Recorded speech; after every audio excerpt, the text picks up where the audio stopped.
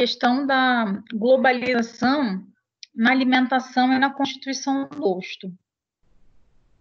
Hoje isso para a gente é muito claro, vivendo numa cidade de grande porte como São Paulo, ou vivendo numa capital como Rio de Janeiro, como Belo Horizonte. Mas se a gente vai para cidades menores, isso não fica tão claro. É lógico que a gente tem que pensar que esse impacto, né, da imigração, ele começa muito cedo na nossa culinária, como a gente já falou até.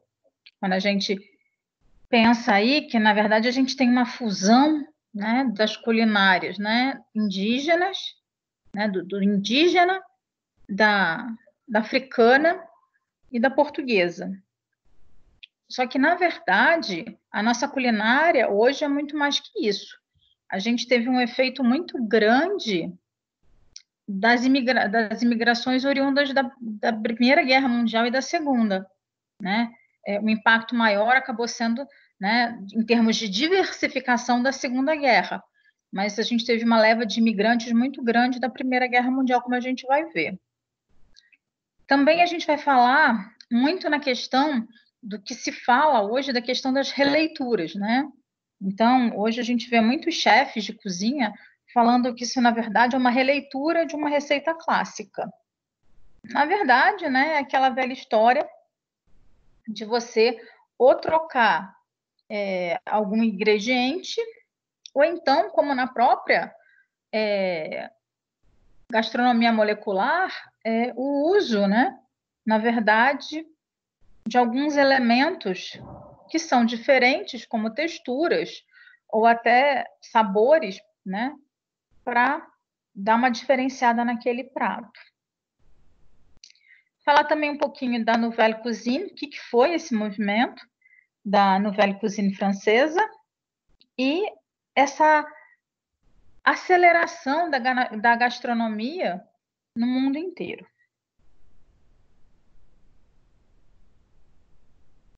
Então, as principais levas de imigrantes que vieram para o Brasil, elas aconteceram nos meados do século XIX e na primeira metade do século XX. Meados do século XIX. Por quê? Tá? 1850 até 1900. A gente tem que lembrar que teve um movimento grande em Portugal e muitos portugueses vieram para cá, tá? Nesse período. Então, nesse período, basicamente, quem vem são espanhóis, tá? Quando a gente fala de século XIX. Quem vem, basicamente, desculpa, são os portugueses. Eu olhei aqui para os espanhóis e acabei falando de espanhóis. Mas são os portugueses que vêm para cá em virtude de problemas internos em Portugal. Eles meio que fogem de Portugal e vêm procurar refúgio.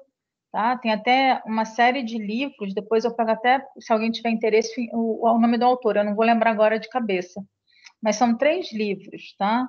Um eu lembro que é 1808, 1842, se não me engano, e tem um outro, tá? Que falam são datas que foram marcos e que culminam com essas vindas de portugueses para o Brasil.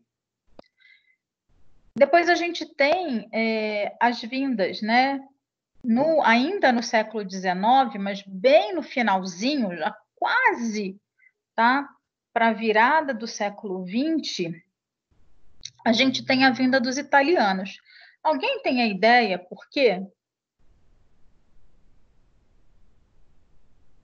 Alguém tem ideia por que veio? Ninguém lembra de história, não? Um marco da história que fez com que italianos viessem para o Brasil? Não lembro, não. Não?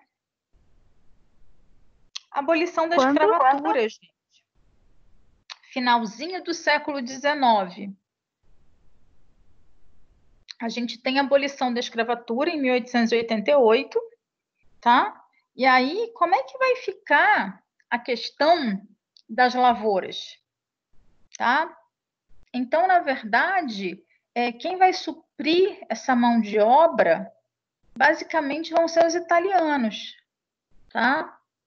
Então, eles vêm de navio para cá, e essa forte colonização italiana, principalmente no estado de São Paulo, ela vem em virtude dessa necessidade da gente conseguir suprir essa necessidade de mão de obra. Só que eles não vêm como escravos, né? Eles vêm como colonos. Tá?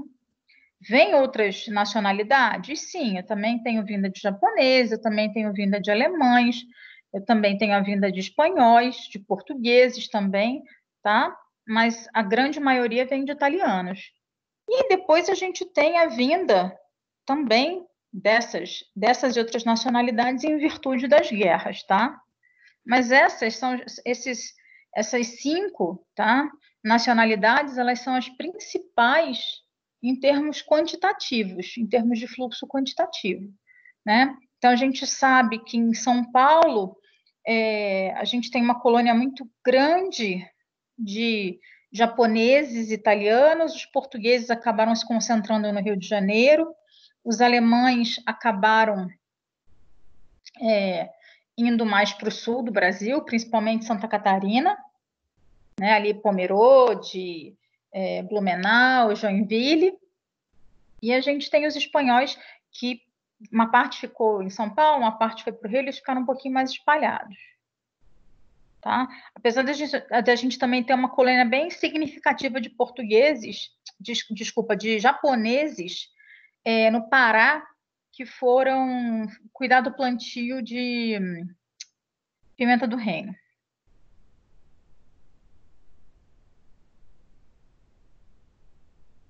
Então, a entrada de mais de 4 milhões, né, de estrangeiros dessas 5 nacionalidades, ela teve, né, teve 2 momentos que foram bem diferentes, como eu falei para vocês. Até a primeira metade do século XX foi uma ocupação de terras no sul, né? Basicamente por quê? Porque eu precisava repor a mão de obra escrava, uma vez que veio a abolição da escravatura. Então, qual foi a saída dos fazendeiros, né? Do governo, junto com os grandes fazendeiros, né? Incentivar a vinda dessa mão de obra. Teve até uma novela da Globo, há muito tempo atrás, tipo, sei lá, começo dos anos 2000, que abordou esse tema. Não vou nem lembrar o nome da novela, tá? Mas eu sei que aborda justamente a vinda dos Ô, professora, a italianos. senhora pode tirar uma dúvida? Claro. O Brasil foi o último país mesmo a abolir a escravidão? Foi o Brasil? Olha, não me lembro. Eu não posso até pesquisar para vocês, mas se não foi o último, foi um dos últimos, viu? Mas eu não tenho certeza. Se bem que eu acho que teve países da África que ainda mantiveram a escravidão por muito tempo, viu? Mas eu depois pesquiso para vocês e dou essa resposta na próxima aula, tá? Mas Boa de noite, cabeça. professora. Boa noite a todos. Boa noite, tudo bom? Tudo bem, agora tá bom. Tava quebrando a cabeça aqui para poder entrar, mas graças a Deus deu certo. Com aquele segundo link não deu? Deu. Ah, então tá. Tudo ok. Então, beleza. Então, essa nova geração de imigrantes, ela vinha para ocupar essas terras, para trabalhar nessas lavouras, mas não para ser dona dessas terras, tá? E como eu falei para vocês, né, lá no comecinho, basicamente eles vieram para São Paulo. Então, como é que eles fizeram para atrair essa mão de obra? Eles pagavam as passagens, ofereciam alojamentos temporários, né, até os imigrantes arrumarem trabalho. E no século XX, a gente teria grandes altos e baixos em relação a essa política, tá? Por quê? Porque você também tinha crises nas questões, principalmente das questões das culturas, né? Nas culturas agrícolas, tá? Não é cultura no sentido as questões culturais do país, as questões dos plantios mesmo, né? Então, você tinha basicamente nessa época o plantio do café, que era o mais importante. O café, e você tinha a questão do leite também, tanto que era conhecido como a República do Café com Leite, tá? Então, quando você tinha algum tipo de crise, como se teve no começo do século XX, com a cultura, né? Com o cultivo do café, obviamente se reduz o incentivo, né, da vinda desses estrangeiros para o Brasil. E aí a gente tem as grandes guerras, a Primeira Guerra Mundial e a Segunda. E aí esse fluxo migratório, ele também vem. E além daquelas 5 nacionalidades que eu falei para vocês, na Primeira Guerra Mundial também vem muitos poloneses, muitos judeus e muitos russos, tá? Judeus, eles acabam também ficando muito Rio-São Paulo. Poloneses, eles vão muito ali para o sul também, para a região de Curitiba, para a região de Santa Catarina. E russos também acabam se espalhando um pouquinho mais, tá?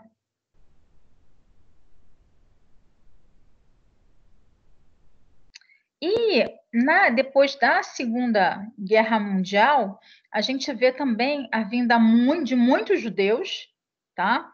E aí você vê a vinda de judeus de todas as etnias, você vê judeu português, tá? Tanto que é muito a entrada dos portugueses com nomes de árvores, né? São os oliveiras, os pereiras, né? Os carvalhos, né? São grande parte dessas famílias são oriundas, são judias, né? E oriundas da Segunda Guerra Mundial. Vem muitos japoneses, né? Você tem uma imigração japonesa muito importante e chinesa também, tá? Então, você tem essas populações vindo com maior importância para o Brasil, e alemães também vêm também, muita importância, em virtude o quê? Do resultado da Segunda Guerra Mundial, né? Na qual os alemães perdem, né? Os judeus foram basicamente dizimados. E aí o que acontece, né?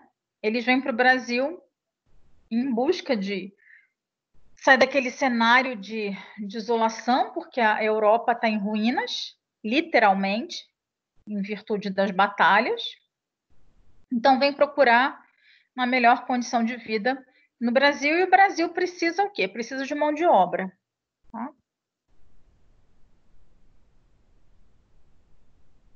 Então, a gente vai focar nos principais, tá? Nas principais nacionalidades aqui.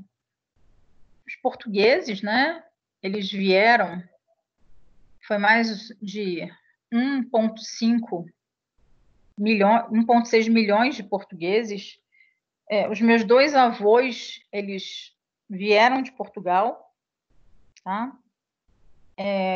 Os meus 2 avós, eles vêm na leva de antes da Primeira Guerra Mundial, para vocês terem ideia.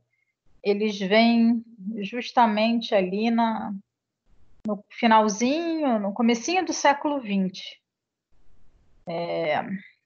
Tanto meu avô materno quanto meu avô paterno. Não, besteira, estou falando besteira para vocês, porque eles são de 1910, 1914, um é de 10 e um é de 14. Então, um vem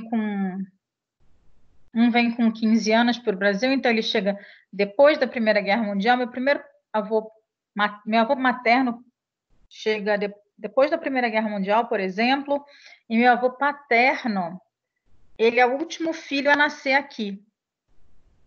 Meu avô paterno, ele foi para Sergipe, por exemplo, e meu avô materno, ele foi para o Rio de Janeiro. Então, você tem essas distribuições diferenciadas, apesar de boa parte dos portugueses terem ido para o Rio de Janeiro, até porque, né, eles vem em virtude da colônia, né, portuguesa, do descobrimento do Brasil, e depois, após a independência, né, eles também são considerados imigrantes. Eles vão se espalhar pelo Brasil inteiro, mas a maior parte vai se concentrar Rio e São Paulo, apesar da gente ter uma colônia portuguesa muito significativa também, ali na região de Santa Catarina, que são os manezinhos da ilha, a gente vê pela forma de falar. Você tem uma colônia portuguesa bem importante também na região do Pará, ali em Belém, e no Maranhão. Então, são colônias portuguesas bem importantes também, que também são bem grandinhas, tá? Então, a questão do mesmo idioma e a falta de crescimento econômico em Portugal no século XIX, ou seja, né, em 1850 para frente, foi quando veio aquela segunda leva importante, né, foi um dos motivos a incentivar essa vinda para o Brasil.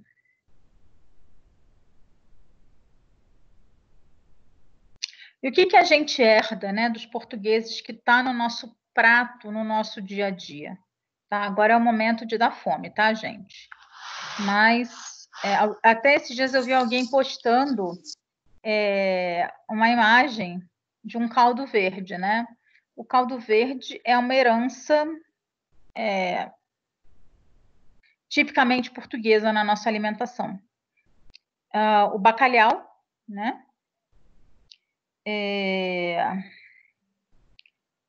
Os pastéis de Belém, né? Que na verdade são os pastéis de nata, né? Então, se você está na cidade de Belém, eles são pastéis de Belém. Se você estiver em Guimarães, eles são pastéis de Guimarães. A gente aqui no Brasil conhece como pastéis de Belém. Mas se você estiver na cidade que você estiver em Portugal, ele vai ter o nome da cidade que você estiver, tá? É só uma curiosidade. Então, aqui é uma carne de Mas porco. a receita é a mesma. É a mesma receita, tá? Por curiosidade, né? Por que os doces portugueses eles levam tantos ovos, né? Porque a gente tem que lembrar que na época medieval você tinha você tinha a Igreja Católica muito importante em toda a Europa, tá? O catolicismo era a religião que prevalecia e prevalecia também em Portugal. Então, em virtude de tantas igrejas e tantos freis, frades, cardeais, né, e freiras, tinha que se engomar os hábitos, né, e as roupas, né, dos padres. E usava-se para isso a clara dos ovos. Então, sobravam as gemas. Então, daí que se resolveu fazer os doces. Então, esses doces portugueses à base de gema, eles são criados, né, em virtude desse excesso de gemas, porque se usava as claras para engomar essas roupas, tá? Aqui é um outro prato bem típico de Portugal, que é um prato à base de carne de porco, tá? A gente acha que fica só no bacalhau, né? Mas não, eles também têm uma alimentação muito à base de carne de porco, né? E como a gente pode perceber, à base de peixes também, tá? Sendo que o principal peixe que eles consomem lá é a sardinha. Tá? É um prato muito típico do português, né? Sem falar que a batata está sempre como acompanhamento. Se vocês repararem, a gente não tem arroz, tá? Como eu já tinha falado para vocês, que o arroz não é acompanhamento para eles como é para a gente. Não se tem o hábito de comer o arroz como a gente tem aqui, tá?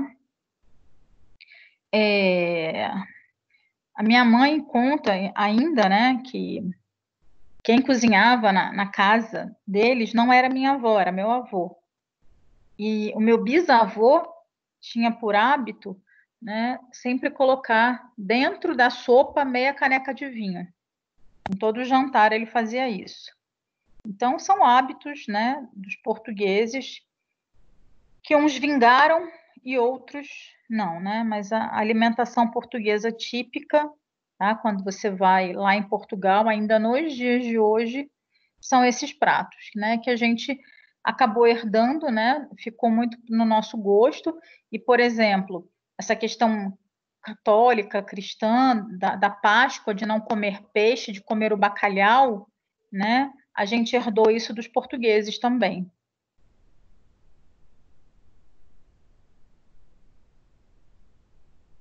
Depois vem os italianos, que vêm numa quantidade muito similar à dos portugueses.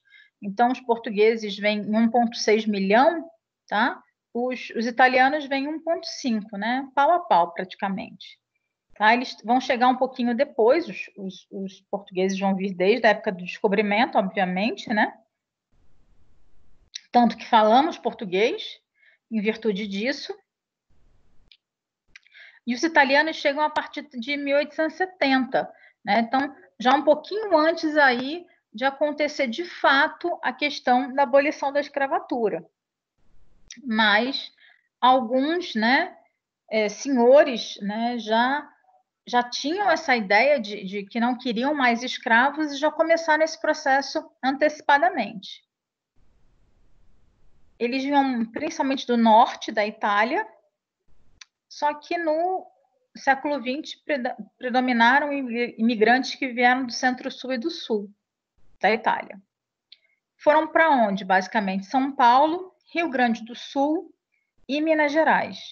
Foram os três estados eleitos, tá?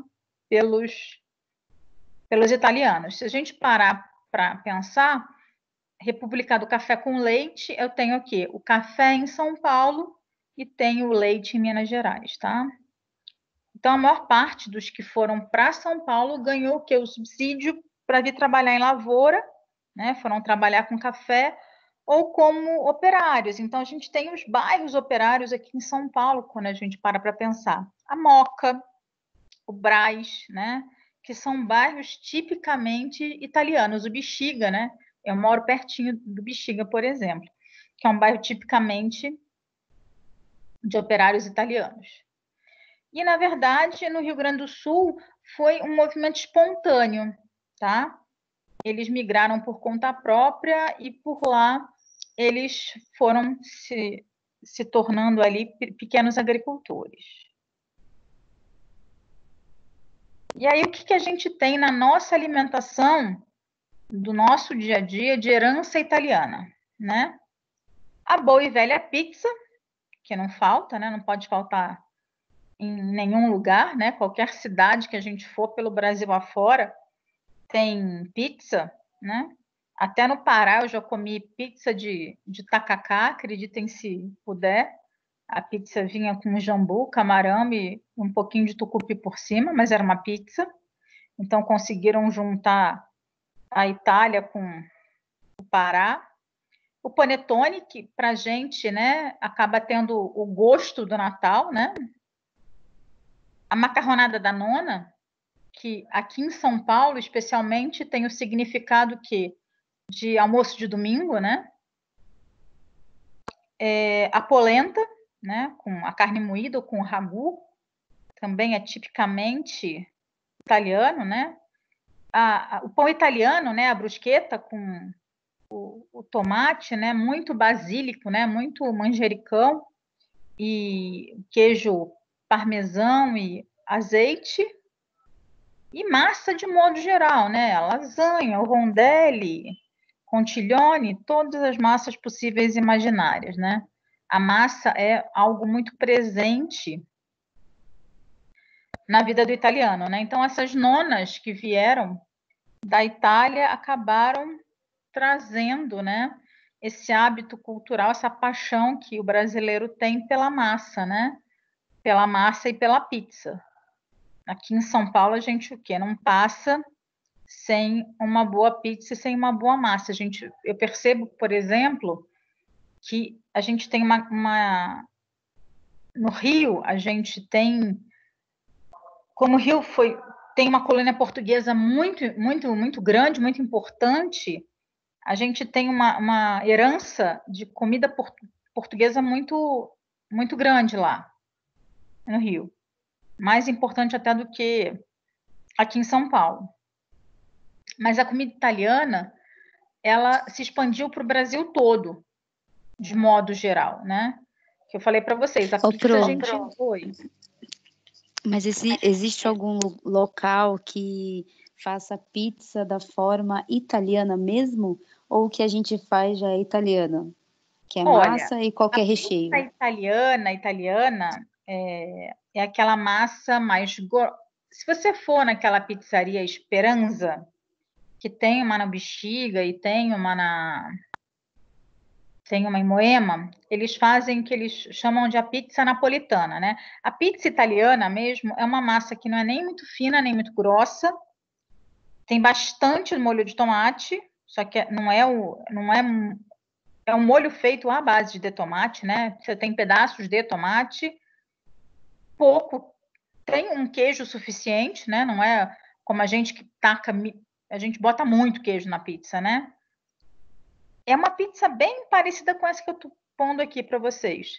E é uma pizza com bastante basílico, né? Com bastante manjericão, azeitonas. É uma pizza mais simples. É que nem aquele caso que eu contei para vocês do japonês que chega aqui no Brasil e vê hot roll de sushi. O hot roll. Agora eu vi, eu estava rindo esses dias sozinha que eu estava vendo pizza de sushi. Acreditem se puder. Sim, eu já vi. Tem pizza de sushi, tá? Então a gente tem uma criatividade realmente fora do comum para coisas, né? Então essa coisa de pizza... Então não existe muitas opções. Não, mussarela, não. calabresa e ponto, chega. Sim. Esse restante de coisas somos nós que inventamos. Somos nós. A nossa criatividade... O céu é o limite, né? Para nossa criatividade. Então eles ficam no basicão, tá? Com os molhos mesmo, né? É um molho vermelho, é um molho branco, é um molho de fungo e 4 queijos e parou por aí, né? Mas o que eles comem mesmo ou é a bolonhesa, o molho vermelho e de repente um fungo. Não tem um espoleto da vida, entendeu lá? Acho que se eles virem um espoleto, o povo tá com tudo no macarrão, a pasta para eles mesmo é essa foto que eu coloquei para vocês, entendeu? É uma boa massa, tá? Até porque as nonas têm o prazer de fazer a massa em casa, né? Com um bom molho de tomate também, o tomate específico, né? Aquele tomate peládio feito em casa, muito bem temperado, com muito basilicão, né? Ou então a bolonhesa, né? Com a carne moída. A gente aqui faz 50.000 invenções de molho, né? Tá? Então eles são mais adeptos à simplicidade. A gente é que adora... E a lasanha? Qual é a lasanha nata da Itália? Porque aqui, na minha casa é a massa, presunto, queijo, molho à bolonhesa, aí massa, presunto, queijo, tudo isso. Mas quando você vai nos restaurantes italianos, né, aqueles que são mais tradicionaisões aqui em São Paulo, basicamente é só a bolonhesa e o queijo, não tem o presunto. Mas na minha casa, no Rio, também se faz assim como na sua. Eu acho que tem umas coisas que acabam, que meio que quando vai se fazer em casa, são algumas receitas que vêm, tipo receita de mãe, que meio que fica, né? Que incorpora, né? Aquela lasanha que se faz em casa. Da minha casa também é assim como tá, assim, tal qual você descreveu. O que a minha mãe faz é tal qual você descreveu. Só que assim... então, minha avó que faz assim, então a gente pegou de fazer dessa forma também. A minha mãe provavelmente deve ter a idade da sua avó, na faixa dos 70 anos. Só que... Isso mesmo. A velha história. A minha mãe não tem a paciência, por exemplo, de fazer a massa. Ela usa a massa pronta. Minha avó também. Só que os italianos, né, as italianas, as nonas italianas vão fazer o quê? Vão lá e vão fazer a massa. A graça para elas é fazer tudo do começo, né? Vão fazer da massa ao recheio, né? Só não vão fazer o queijo porque isso já é uma coisa mais complexa de se fazer hoje em dia, né? Mas naquele tempo até o queijo se fazia. Tá? Quem morava em fazenda, né, fazia seu queijinho. Mas para nossa formação cultural, gastronômica, é extremamente importante. Tanto que qualquer país que você vá fora, né? Qualquer país estrangeiro que você vai encontrar a gastronomia italiana. Tá? Isso é fato. A importância da gastronomia italiana no mundo, né? Não só no Brasil, mas no mundo. Os espanhóis, né? Foram mais de 700 mil. Eles vieram quando para cá? Também no final do século XIX. E, na verdade, eles foram, né, menos numerosos que portugueses e italianos, né?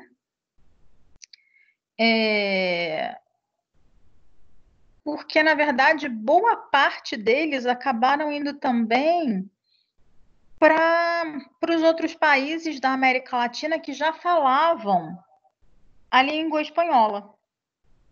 Aqueles, além de tudo, iam falar o quê? Uma língua diferente. Tá? Mas essa vinda, ela se concentrou durante 100 anos, entre 1870 e 1970. Tá? E foi mais ou menos 14% dos estrangeiros que vieram. E foi uma colônia que se concentrou muito no estado de São Paulo. E também foi para as lavouras, tá, de café.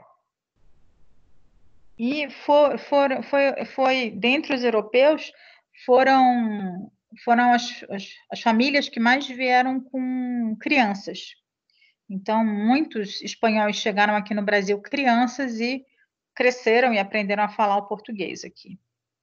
Mas a gente também tem uma influência muito grande, tá, da comida espanhola, tá? A paella, né, que acho que todo mundo conhece a paella, né? Se vocês não conhecem, nunca comeram, procurem comer ou encontrar alguém que faça ou achar uma receita porque assim, realmente é um prato delicioso. Tem vários tipos de paella, né? Mas a paella, a mais tradicional é conhecida como paella valenciana. A Valência é um estado da Espanha que fica ali na região mais próxima do Mediterrâneo, mas ela não fica tão ao sul quanto, por exemplo, Málaga ou Granada. Ela fica um pouco mais acima, mais próxima de Barcelona ali. Mas a paella valenciana, ela é deliciosa. Ela leva frutos do mar e também leva carne de porco. A carne de porco é uma carne muito importante para os espanhóis. Eles comem muito carne de porco, que é o cerdo, né? Carne de cerdo. Até comentei com vocês numa aula até que o McDonald's de lá tem regular, né, no cardápio deles, o hambúrguer de carne de porco. Então, assim, é um prato maravilhoso, é feito com arroz de açafrão, que é diferente desse açafrão que a gente usa. O açafrão da terra que a gente usa aqui no Brasil é a cúrcuma, né, que é uma raiz mais grossa, super saborosa, também é um anti-inflamatório natural, ele é excelente para a saúde também, mas ele não deixa o arroz tão amarelinho quanto deixa o açafrão espanhol. O açafrão espanhol, ele é bem fininho, ele vem umas ramas bem fininho, ele é muito caro. É muito, muito, muito caro. Eu lembro, eu fui 2 vezes à Espanha e trouxe para minha mãe das 2 vezes, e das 2 vezes foi uma facada. A rama do açafrão para poder. Não ele já em pó, mas ele para você colocar no cadinho, né, com pistão você lá socar para botar na comida. O prato que está a seguir, não sei se vocês já viram, já experimentaram, é muito saboroso. É o gazpacho, é uma sopa fria à base de tomate e pimentão, que eles comem muito lá, tá? Sempre acompanhado de pão. Se vocês observarem de novo, vocês não vão ver, além da paella, que tem o arroz, a alimentação deles é basicamente a base de batata e pão, tá? Os carboidratos que acompanham vão ser a base de batata e pão. Ao lado tem a tortilha, tá? Que é como se fosse uma torta, só que o recheio dessa torta... Oi? Licença, Pro. Aqui para mim está uma página em branco. É a página 13. A 13, a minha está na 11, uma página branca. Mas não tem página em branco, não. A da minha não está aparecendo, não.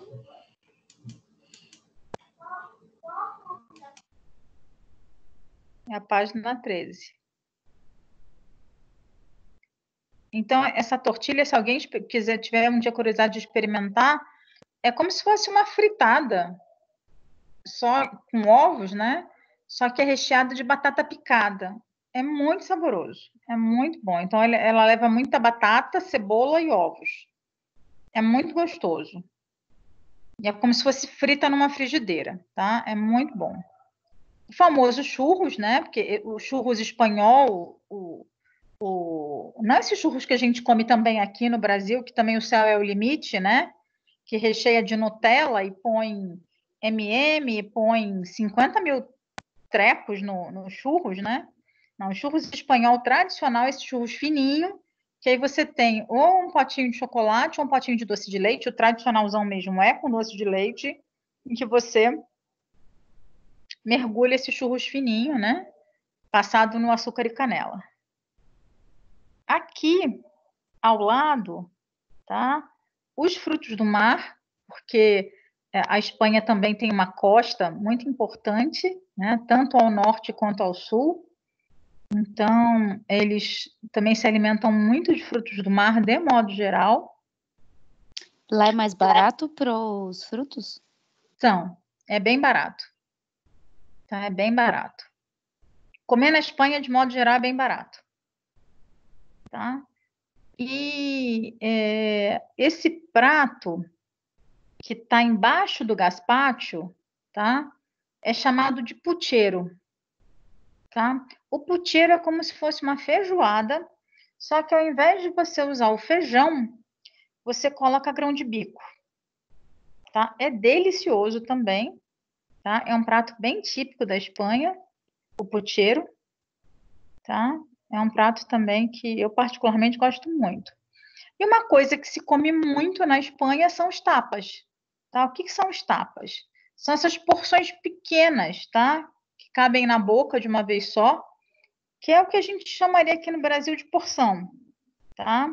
Então, você tem muitos bar de tapas lá, né? Que são de petiscos, né? São os nossos petiscos. Então, você vai nos bares para comer tapas e beber as canhas, né? Que são os aperitivos, né? As bebidas alcoólicas, né? Então, lá são os bares de tapas e canhas. Então, isso é muito recorrente lá, é muito comum, tá? E aqui em São Paulo a gente tem excelentes restaurantes e bares, tá? Se alguém depois quiser, eu até conheço alguns. Excelentes bares e restaurantes espanhóis, tá? Já não é uma comida tão difundida, né? Aqui no Brasil, ela já é mais específica. Aqui a gente acabou ficando mais com a comida Tex-Mex, né? Mais a mexicana, né? Mais as tortilhas, as entilhadas, né? Não a espanhola em si.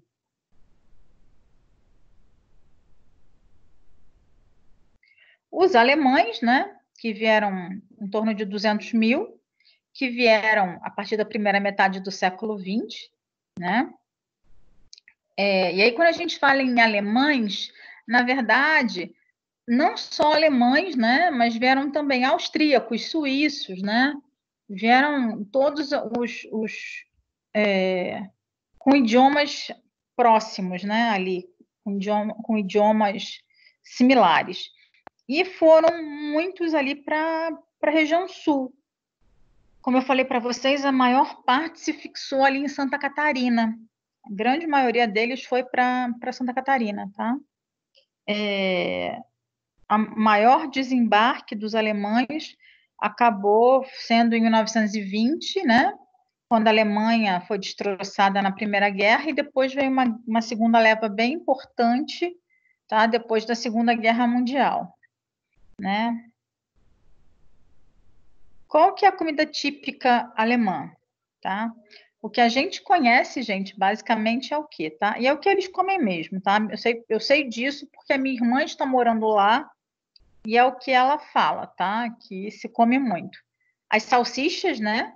Diversas. Esse bolinho que está do lado aqui, não sei se vocês estão vendo, um prato que tem 2 salsichas e um bolinho, né? Tem o chucrute, que é a base de repolho, tá? É um repolho fermentado. E tem um bolinho, que é um bolinho à base de farinha de trigo, que eles comem demais. Eu não lembro o nome disso, é um nome muito difícil de se pronunciar, tá?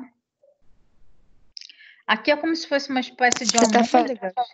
Hã? no bolinho que tá em cima do repolho? Um bolinho que tá em cima do repolho? Que é Não uma, é tem, uma não folha de tem o repolho prato. ali, não é isso? Isso, uma repolho roxo, né? Ele tá abaixo. Isso, ele tá em. Tá?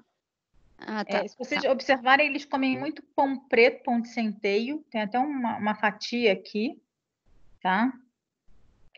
Eles também comem muita carne de porco, tá? Nesse prato onde tem várias salsichas, inclusive salsicha branca, aqui é carne de porco do lado. Dos dois lados é carne de porco. Essa salsicha branca é feita do quê, Pro?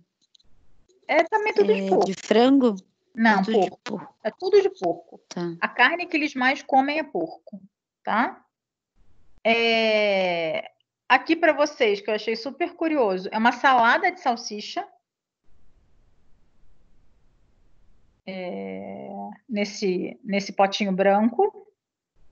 E aqui é o Eisenbach, que é o famoso joelho de porco, tá? Reparem também, de novo, que não tem o quê? Arroz. Eu tenho batata a dar com pau e pão. E eles comem muito esse pão preto sovado, sabe? Pesado. E aí, de sobremesa, eles usam muito essas frutas vermelhas com esses cremes, né? À base de leite, né? Que é delicioso.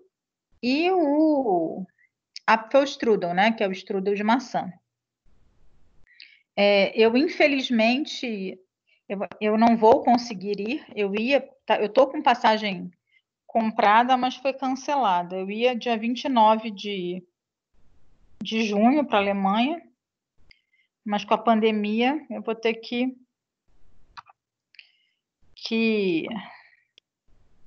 alterar meus planos. Eu ia para Portugal e ia para a Alemanha. Mas não vai ser dessa vez que eu vou conhecer a culinária alemã mais a fundo e poder falar para vocês. E uma outra coisa que os alemães comem muito, mas que não é alemão, na verdade, ele é austríaco, é o schnitzel, tá? Que, na verdade, é o bom e velho bife à milanesa, só que, na verdade, ele é feito de carne de porco, tá? Que é uma delícia também.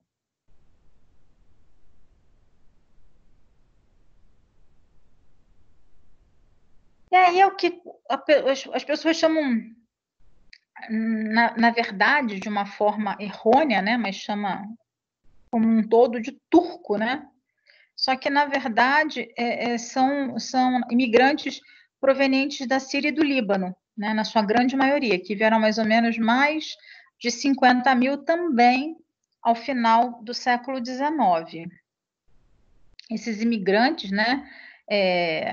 Eles passam a ser chamados de turco porque, na época, essas regiões faziam parte do Império Turco-Otomano. Então, essa região do Império Turco-Otomano tem uma crise econômica muito grande, né, que depois vai se desmanchar e vai dar origem à Turquia, que incentivou essa migração.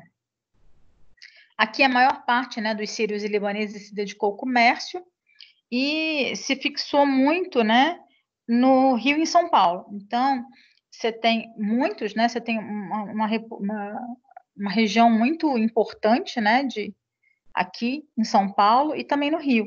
No Rio você tem a região do centro do Rio, que a gente chama de Saara, né, que é uma região que tem comércio popular. E aqui em São Paulo também você tem, na região da 25 de março, também você tem bastante restaurantes até, né, sírios e libaneses. Você tem, na verdade, você tem restaurantes que vão desde aqueles caríssimos, que estão em shopping, ou então caros mesmo, que estão em bairros mais luxuosos, até aqueles caras que ficam vendendo kebab no meio da rua. Então, aqui a gente tem a comida, né, proveniente da Síria e do Líbano em todos os lugares. Que, na verdade, é um banquete, né, não só para os olhos, é uma comida muito bonita de se ver, e ela é extremamente agradável ao paladar. Eu, particularmente, não tenho nada de árabe na minha família, mas a gente sempre gostou muito. Então, você tem, né, as pastas, né? Então, você tem a coalhada seca, você tem o hummus, né, que é feito à base de, esse aqui mais amareladinho, né, que é feito à base de tahine, né, que é um óleo de gergelim e de grão de bico. Qual é o prato que você está falando, Pro? Tá vendo esse grandão? Esse primeiro? Do lado esquerdo. Isso. Não tem quatro potinhos? Tem os quibes Quadradinhos, embaixo, né? Tô tem os vendo. quibes embaixo, não tem? Tem o quibe Tem. cru e os quibes fritos. Aí, em cima, tem 4 potinhos, tá? Ah, certo. Aí, o branquinho é a coalhada, tá? Bem branquinho, Ok. tá? Do lado dele, em sentido anti-horário, tá? É o hummus tahine, que é feito à base de grão de bico. Abaixo dele tem o baba ganoush, que é feito à base de berinjela, tá? E esse aqui é feito à base de pimentão, tá? Em cima dele está o pão árabe, tá? Bem do lado das pastas, a gente está vendo um prato que provavelmente é um arroz com lentilha, com muita cebola por cima. Com muita cebola. Essa cebola fritinha, que é característica do prato. Se vocês olharem, ao lado tem um prato só de arroz com lentilha e uma porção de cebola em cima. Aí você tem os charutos de uva, que são esses aqui, que estão até separadinhos, né? Que é bem característico. Os charutos de folha de repolho, tá? Aí você tem os espetinhos, eles comem muito esses espetinhos mistos mesmo, tá? E esse só espetinho de carne, que é feita de carne moída, e o árabe mesmo, ele leva um toque de canela, tá? Que é a kafta, tá? Não confunda com Kafka. Kafka é o autor, é a kafta, tá? Que eles fazem como um churrasquinho mesmo, tá? E aí você tem as saladas, né? O tabule, né? Você tem ali as esfirras e você tem esses doces, né? Que são quase sempre folheados à base de mel e com pistache, com amêndoas. Eu particularmente eu não gosto, porque são muito doces, tá? É doce, doce, doce, doce, doce, né? Mas são sempre à base de algum tipo de amêndoa, né? Ou amêndoa, ou nozes, ou pistache, e com muito mel, tá? Mas o carro-chefe deles mesmos são as esfirras abertas ou fechadas, os quibes, né? Essas pastas que eu falei para vocês, o arroz, né?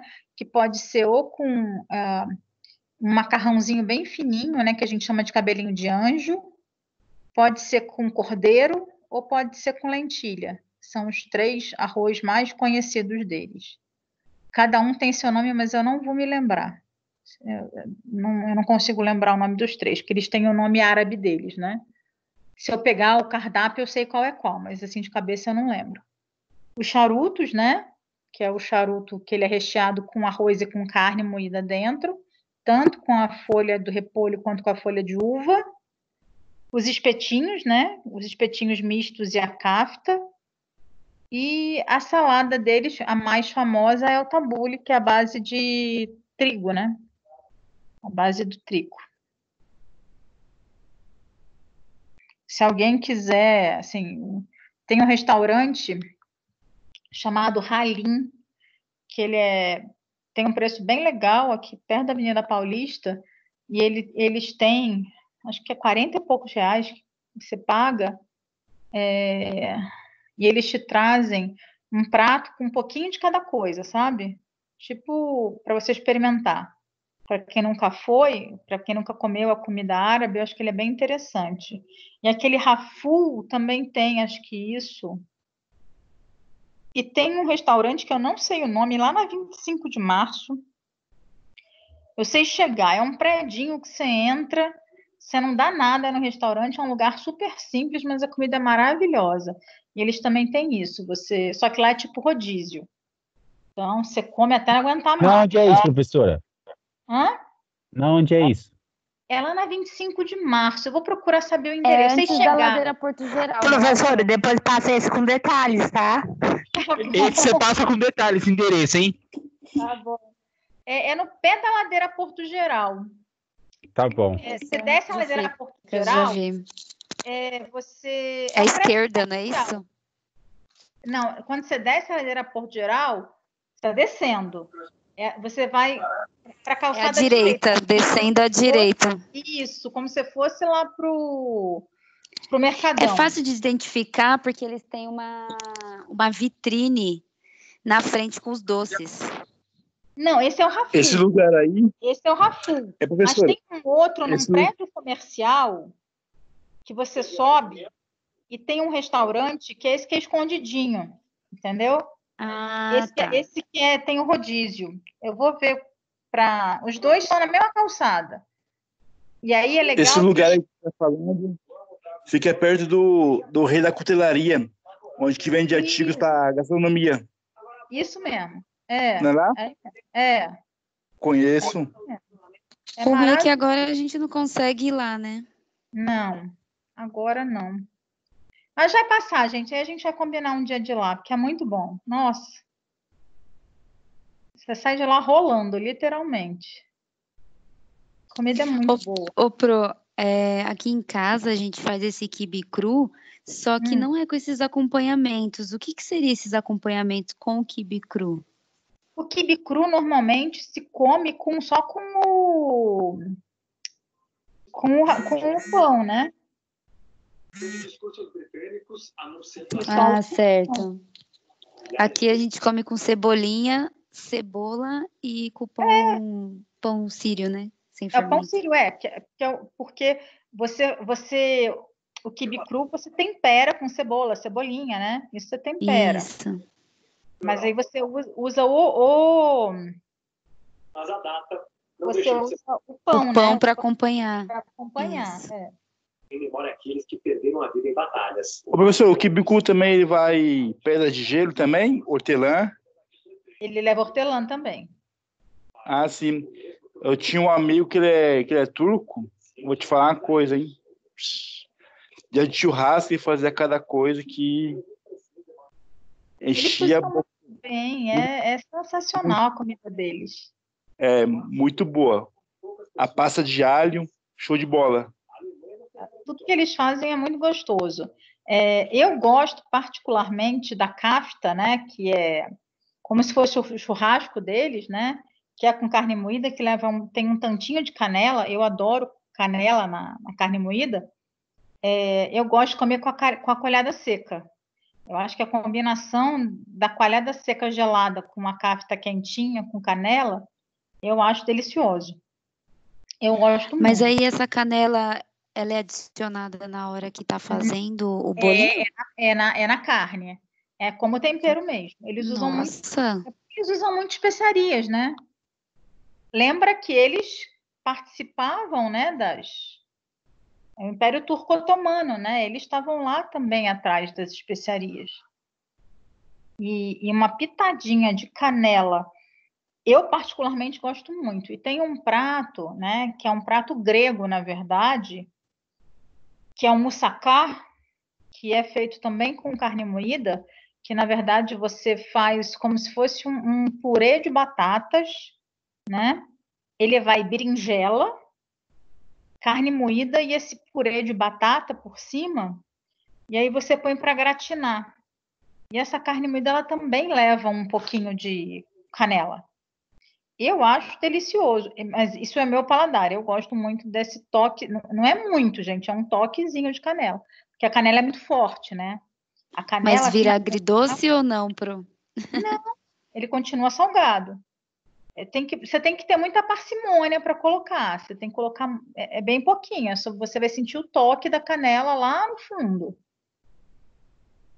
Vai ter uma aula de vocês que eu vou falar dos sentidos, né? Do paladar, das papilas gustativas. Então, até mostro na língua para vocês, no slide, onde a gente sente cada. Na verdade, todas as papilas sentem todos os sabores, mas a gente tem papilas que se destacam mais, né?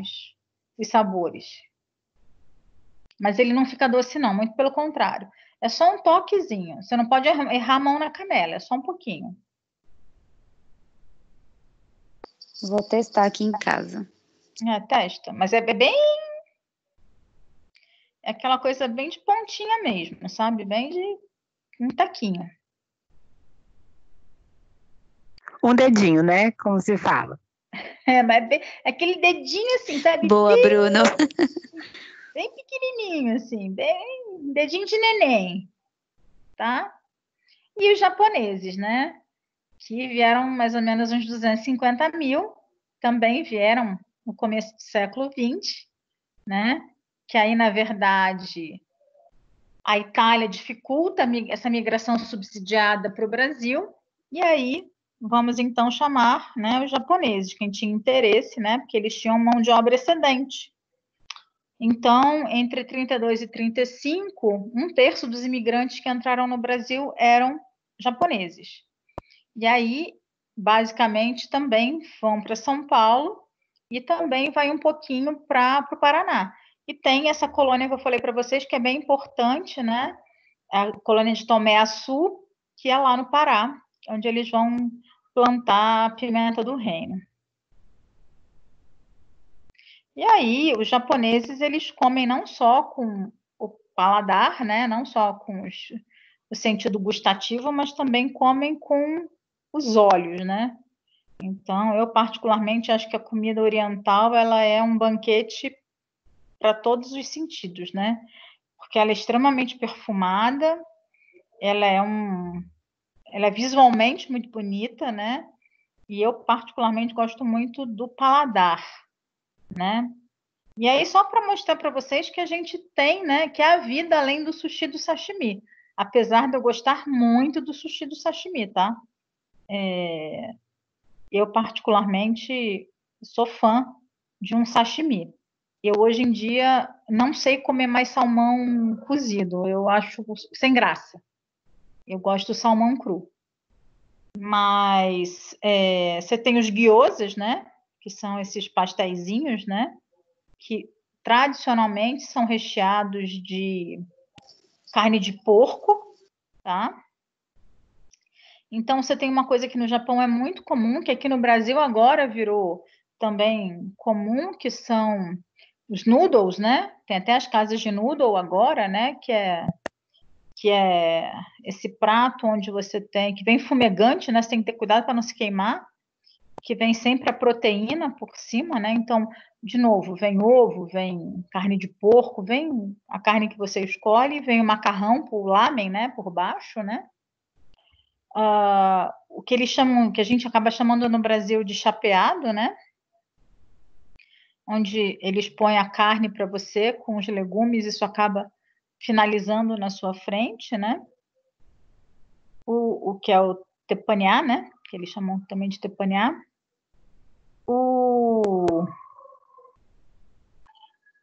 Esse prato aqui que eu esqueci, que é como se fosse tudo um cozido, tá? Que é o segundo prato de cima. Os empanados, né? Tá aqui um camarão empanado, né? A gente acaba comendo mais os legumes, né? Mas o camarão eu acho mais gostoso, né? Nessa farinha de panko. E tem uma região do Japão, que é a região de Okazaki, que eles lá, a alimentação básica deles é de comida mais quente, tá? Eu esqueci mesmo o nome desses bowls aqui. Esses bowls são feitos com... Você tem arroz por baixo, né? Aquele gohan. Não é o poke? O poke, ele é o havaiano. E o poke, normalmente, ele é frio. Esse, ele é quente. Isso. Ah, tá. Nossa, me fugiu agora completamente o nome. Naquele sukiá tem muito. Sabe aquele restaurante que tem uma cadeia aqui em São Paulo? Tem uma rede aqui em São Paulo? Então, tem esses bowls. Então, tem o arroz por baixo, né? E aí, por cima, eles põem, né, a carne e tal. E tem, inclusive, um prato que eles vendem muito, que vem um ovo, que ele é muito pouco cozido, na verdade. Só que o prato, ele vem super quente. Então, você vai, quebra o ovo, coloca o conteúdo desse ovo bem mole no prato e mexe, né? Para ele terminar de cozinhar dentro do seu prato. Daqui a pouco eu lembro o nome do prato. Então, você tem esses pratos, né, que são... Eu pesquisei aqui, esse nome é Gyodan, é isso? Isso. Ou não? Eu não sei pronunciar. Também não vou lembrar agora. Gyudon, que tá escrito. Guidon, acho que é Guidon que fala, tá? Mas, então, você tem esses pratos também de comida quente, né? Então, você tem vários pratos. E tem os famosos bentô, né? O que é o bentô? Eu nem coloquei aqui. O bentô é aquela caixinha, né? Que vem tudo separadinho. Já viram? Quando você vai no Já que vem restaurante... uma porçãozinha de arroz, aí vem Isso, vem tudo separadinho. uns franguinhos empanados. Vem tudo separadinho naquela caixinha. Pode vir a saladinha de pepino, né? Pode vir o gohan, pode vir o sushi também, né? E uma coisa que eles comem muito também é o misoshiro, né? O misoshiro é aquela sopinha à base de soja, com o tofu dentro. Né? Tofu é um queijinho feito à base de leite de soja. O tempurá, ele é japonês também, ou não? Tempurá é. Aqui é um tempurá, só que só de camarão. Tá? Tempurá é tudo feito, é um empanado, né? Que aí você pode fazer com esse panko, né? E o tempurá, na verdade, você faz com yondashi, que é aquele temperinho de peixe, farinha de trigo e cerveja, se não me engano. Aí você faz uma pasta, aí você coloca para fritar e ele dá aquela fofada, né? Eu já fiz tanto isso na minha vida, só que tem tantos anos que eu não faço isso também. Eu falei para vocês, a gente era estudante, não tinha grana, a gente fazia, né, em casa. Então a gente fazia... Difícil é fazer esse gyoza. O gyoza não. Se você tiver a panela, O gyoza, Pro, é assim, muito difícil, porque ele é na meio que no vapor da própria água que tá na base. É muito, muito difícil.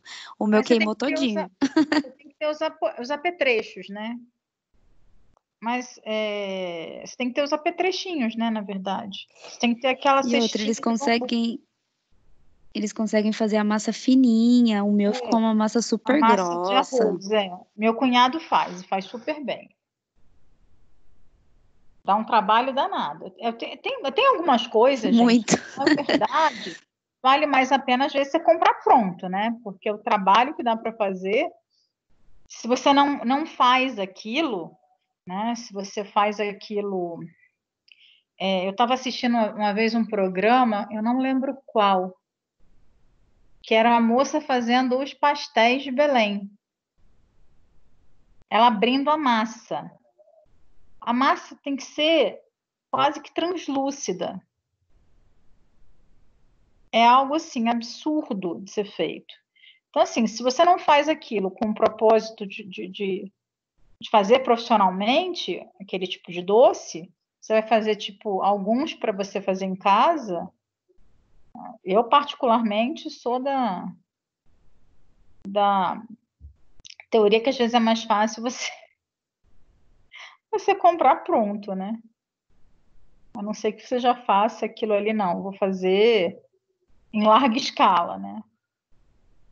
Ou então vou fazer uma vez para ver como é que faz, para ver o grau de dificuldade disso, porque tem algumas receitas realmente que elas levam um tempo muito grande.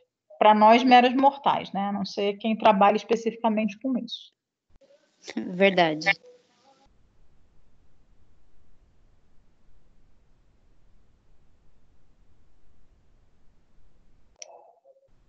E aí, a gente vê a questão das narrativas, das releituras, né? Eu coloquei aqui para vocês, né? 3 pratos, assim, né? Que tem aqui as heranças, né? Nativa, africana e a portuguesa. Então, o que a gente herdou dos nativos, né? Abacaxi, açaí, amendoim, araçá, bacuri, banana da terra, né? Batata doce, buriti, que vem das palmeiras, né? Cacau, cajá, caju, castanha do Pará, cupuaçu, erva mate, feijão de corda, feijão preto, goiaba, graviola, guaraná, guariroba, jenipapo, mamão, mandioca, farinha de mandioca, mangaba, maracujá, milho, pequi, pimenta, pitanga, pitomba, umbu, urucum. Alguém não conhece alguma das coisas que eu falei aqui? Várias eu não conheço. Abacaxi todo mundo conhece, né? Açaí também, né? Amendoim. Araçá é um tipo de um fruto também. Tá? É um fruto parecido à goiaba, pô, só que é menorzinho. O bacuri, ele também é um fruto. Ele não é que seja parecido, tá? Mas ele tem aquele mesmo azedinho do cupuaçu. Ele tem um gosto bem diferente, tá? Mas ele tem aquele finalzinho mais azedinho do cupuaçu. Ele é mais saboroso que o cupuaçu, prof. Tem bastante no Nordeste, né? Tem Esse muito bacuri. no Norte e no Nordeste. Eu, particularmente, ainda prefiro o cupuaçu do que o bacuri. Mas Eu achava que isso era um peixe, bacuri. não, O creme dele eu acho melhor. Bem macio, o creme do bacuri. Mas eu sou fã do cupuaçu, não tem jeito. Eu sou fã dos dois. Mas se tiver assim, o cupuaçu e o bacuri, eu vou no cupuaçu primeiro. Eu vou no bacuri se não tiver o cupuaçu. Eu gosto dos dois. E o suco dele é caro, viu? A vitamina. É super caro, é super caro. É até mais caro porque a gente tem menos oferta aqui, por exemplo, do que lá é o mesmo preço, mas aqui a gente tem menos oferta de bacuri do que de cupuaçu. É verdade. Ele é menos difundido também, né, o bacuri. Isso. Banana da terra e batata doce todo mundo conhece, né? Buriti, alguém conhece? Também tem bastante no Nordeste. Buriti é um frutinho que se tira de uma palmeira, do qual se extrai um óleo. Você tira o Isso. óleo de buriti, tá? É um óleo bem importante, né? O cacau, para quem não, para quem acha que o cacau a gente só usa semente para fazer chocolate, o cacau ele tem que envolve a semente dele tem uma gosminha branquinha, tá? Que se faz um suco disso maravilhoso. No norte e no nordeste se faz muito suco de cacau. Minha Delicioso. mãe Isso. tem ele no quintal. E é Mas muito. não é amargo? Não, é docinho, é uma delícia. Muito, muito, muito gostoso. Porque Ele tudo é que vem da casca dele é bem semente é grossa. amargo, né? Oi? Porque o que é feito com a semente, Não, ele fica meio amargo, né, do cacau. Sim, sim. A Mas semente essa, do cacau, ela é amarga. mas a gosminha não. Não, e ela é branquinha, branquinha, branquinha, branquinha. O suco de cacau, ele é branquinho, branquinho, branquinho. Se você fizer o cacau com leite, então, nossa, é delicioso. Eu adoro suco de cacau com leite. O cajá, ele é da mesma família da manga. Só que o cajá, quando você vai comer, você tem que ter cuidado, porque ele tem umas espinhas muito próximo ao caroço. Em alguns lugares se chama o cajá de mangaba.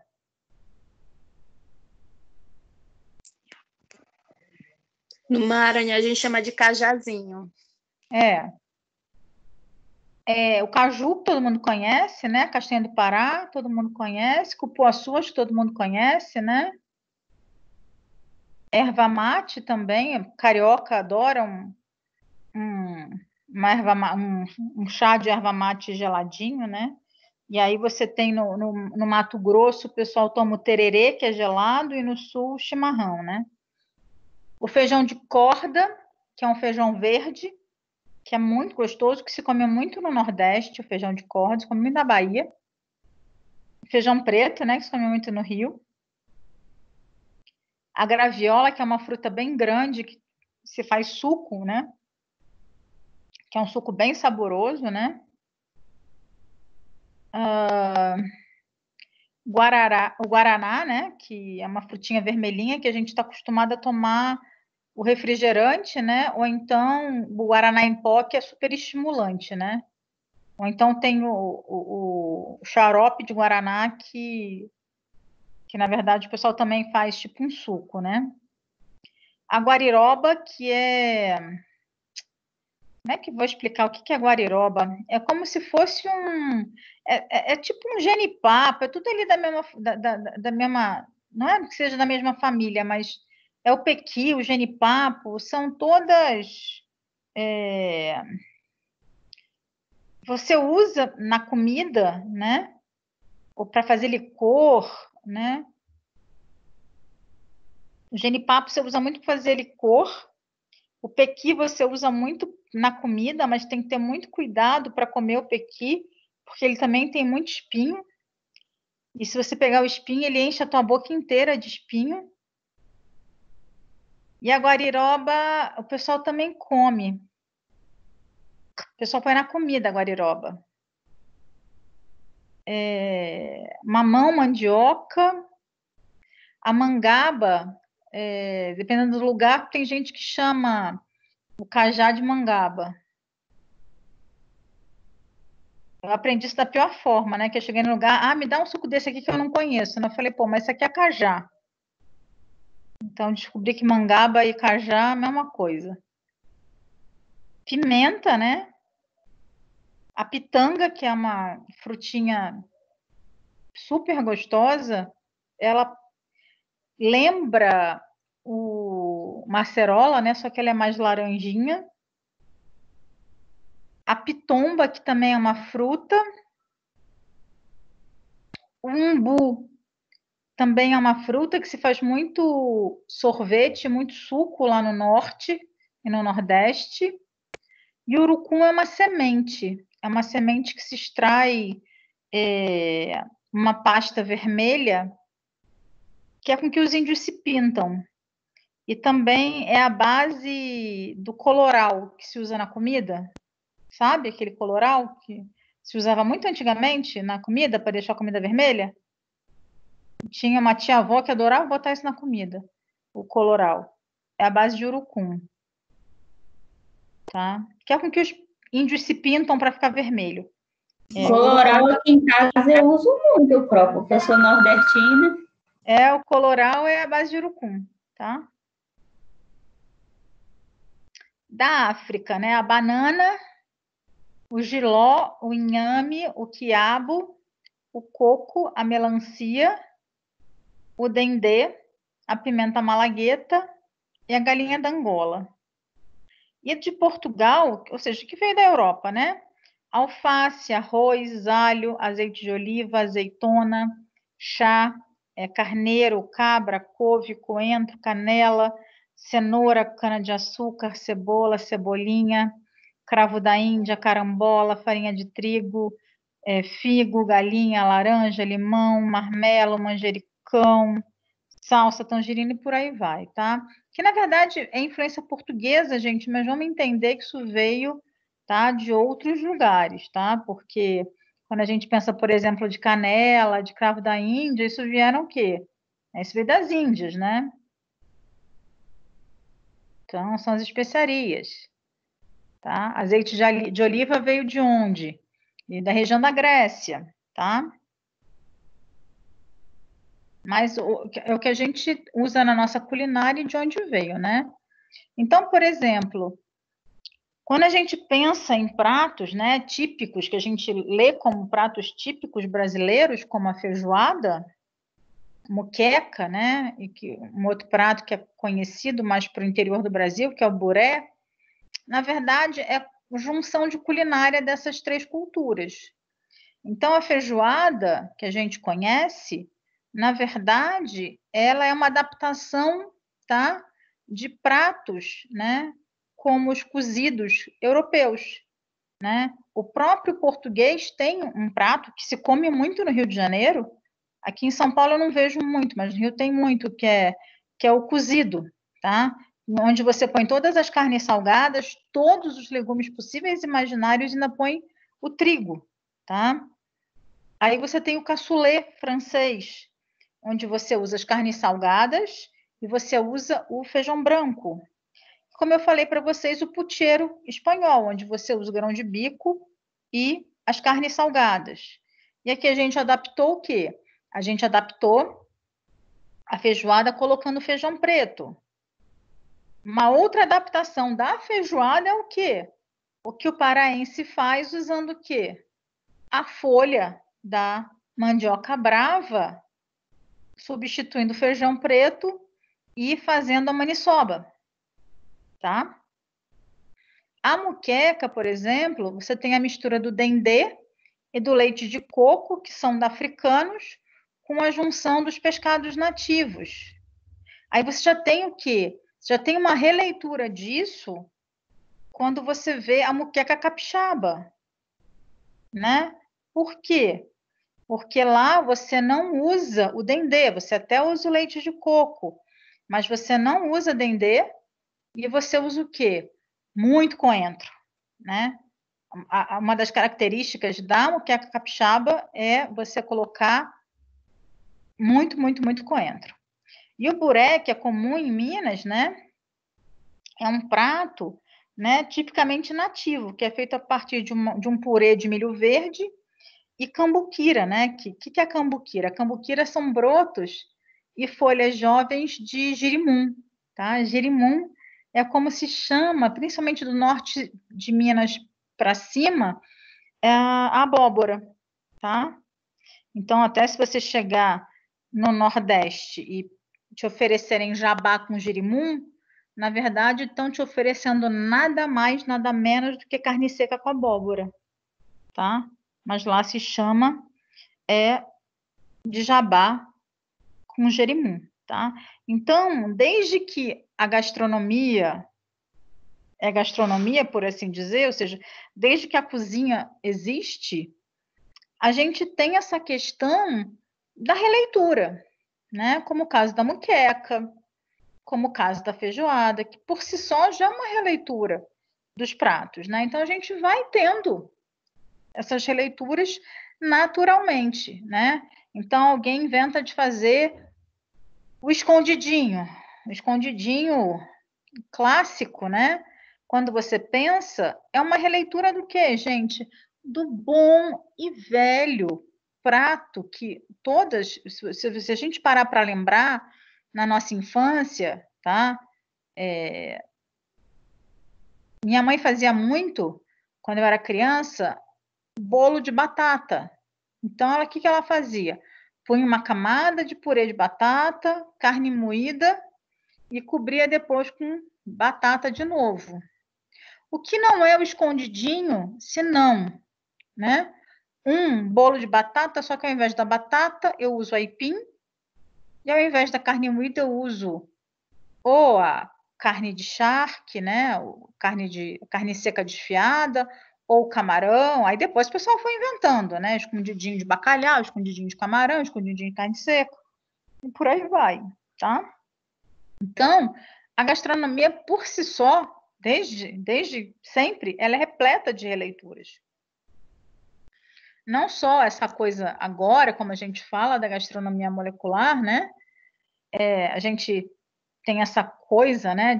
Eles chegando, né, com essa questão das releituras. E agora a gente vê cada vez mais esses chefes, né, fazendo as releituras. Mas a gente entende que as releituras, elas existem há muito mais tempo que isso, tá? E aí botei essa foto aqui para vocês,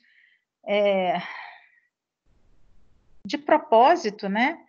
Que parece um ovo, né? E, na verdade, isso aqui é uma sobremesa e esse amarelo aqui, ele é como se fosse um creme de manga. E a gente tem a sensação, né, perfeita de que está vendo um ovo, né? Então, é essa sensação que a cozinha ou a gastronomia molecular ela quer passar para as pessoas, que você está comendo uma coisa que teus olhos estão te mostrando, mas que sensorialmente você vai sentir outra coisa totalmente diferente, né? Então, é uma ciência que ela é dedicada ao estudo de processos químicos e físicos que vão ser relacionados à culinária. Vai estudar justamente os mecanismos que estão envolvidos em que transformações, né, que os ingredientes sofrem no momento do cozimento, e investiga os aspectos sociais, artísticos e técnicos da culinária e na gastronomia, mas sempre com esse ponto de vista científico, tá?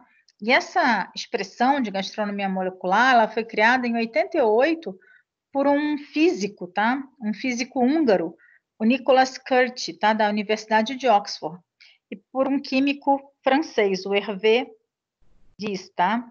Eu já falei para vocês desse livro. Depois depois que a gente acabar aqui, eu até vou dar uma corridinha lá na minha biblioteca. Vou ver se eu pego o meu para mostrar para vocês. Esse livro que eu particularmente gosto muito. O que Einstein disse a seu cozinheiro, tá? Se vocês acharem esse livro em algum sebo, tentem comprar, porque ele é muito legal, porque ele fala justamente desses aspectos físicos e químicos, né, no processo de cozimento dos alimentos. E a cozinha, né, que a gente também tem falado muito, essa cozinha do autor, ou cozinha autoral, né, é justamente o que? É o resultado da aplicação de todos esses conhecimentos e experiências do cozinheiro, né? Ele tem a liberdade para desenvolver as suas receitas, né, suas próprias receitas, mas ele não deixa de lado a técnica. Ele não pode, né, nunca deixar a parte técnica do lado, né? E vocês verem como é que isso é importante, né? Um dos pioneiros nesse assunto foi o chefe francês Alain Sanders, né? Que ele faleceu tem 3 anos. Ele que integrou o movimento da Nouvelle Cuisine, né? Que na verdade, o que é esse movimento, né? É um modo de cozinhar e apresentar os pratos, né? Como resistência, né? À cozinha clássica francesa, né? E essa bandeira do Sanders, né? Que abriu espaço para que hoje, né? Para o que hoje é conhecido como cozinha autoral. E o que é a Nouvelle Cuisine, né? Esse é um estilo originário da França, né? Que inspirou a cozinha que prima pela frescura, pela leveza de sabores nos pratos, né? E ela se originou na década de 70. Então, os cozinheiros, né, nessa época, em 70, a cozinha francesa, ela é sabidamente, ela é conhecida o quê? Como uma cozinha por usar muito o quê? Muita manteiga, né? Muita gordura, né? Então, na década de 70, eles pensaram o quê, né? Diminuir um pouco essas gorduras para o quê? Porque você acabava ficando bom tudo, por quê? Porque você sentia o gosto da manteiga. E a manteiga tem um gosto bom. Só que vamos então cozinhar, mas vamos destacar o gosto dos alimentos, o sabor dos alimentos, né? Então, essa Nouvelle Cuisine ficou conhecida por justamente ter mais parcimônia no uso, por exemplo, da gordura, da manteiga, mas usá-la sim, mas que ela não fosse a estrela do prato, que os outros sabores também aparecessem, né? Então, na época, os cozinheiros eles diminuíram o tempo de cozimento dos alimentos e começaram a fazer porções menores. Então, essas refeições ficaram mais leves, com menos açúcar, com menos sal e com menos calorias, né? E, além disso, com menos gordura, com menos molhos carregados, né? Com menos massas grossas, com vegetais mais frescos, né? Então, valorizou-se mais o alimento por si só. Então, qual que era o grande objetivo? Era justamente praticar o sentido do paladar, né? Então, eles queriam o quê? Justamente produzir refeições onde você tivesse uma mistura de odores, de cheiros, de texturas e de sabores, e além disso tudo, você harmonizar esteticamente o prato, ou seja, que visualmente esse prato também fosse muito bonito, né? Então, você comesse literalmente com os 5 sentidos, tá? Então, a Nouvelle Cuisine, ela vem para justamente isso, para que você aguçasse os seus 5 sentidos na hora de você se alimentar. Então, essa mudança causou tanto impacto, ou seja, tem 70 anos, né?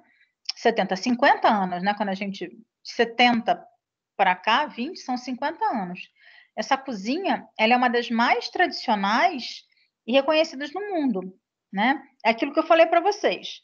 A gente pode ir para qualquer parte do mundo. Às vezes você não vai achar uma cozinha espanhola em qualquer canto, ou uma cozinha portuguesa. Mas você vai achar uma cozinha italiana, você vai achar uma cozinha francesa, e você vai achar o que as pessoas acabam chamando de uma forma mais abrangente como comida árabe, tá? Essas 3 cozinhas a gente vai achar em qualquer canto do mundo, tá? Então, é um movimento esse movimento do que a gente conhece hoje, né, como uma cozinha francesa tradicional, a Nouvelle Cuisine teve uma importância muito grande, né, para o processo todo, né? Ela contribuiu muito tanto para a questão da estética dos pratos, né, e também para os valores nutricionais da gastronomia, né? Ou seja, não é só manteiga, não é só farinha, não é só massa, né? É você ter essa harmonia estética, né, olfativa e de paladar, onde todos os alimentos se destaquem e também onde a gente tem essa brincadeira também com as várias texturas.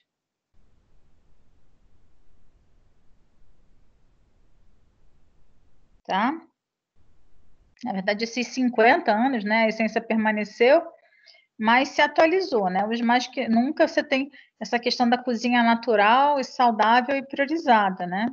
A gente vai ter uma aula onde a gente vai falar, na verdade, só sobre o movimento slow food.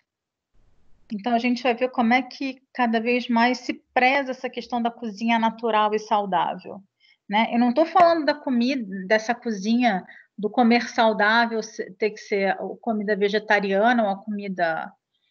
não, é longe disso. A comida, o movimento slow food, ele é aquela comida de você comer o saudável, entendeu?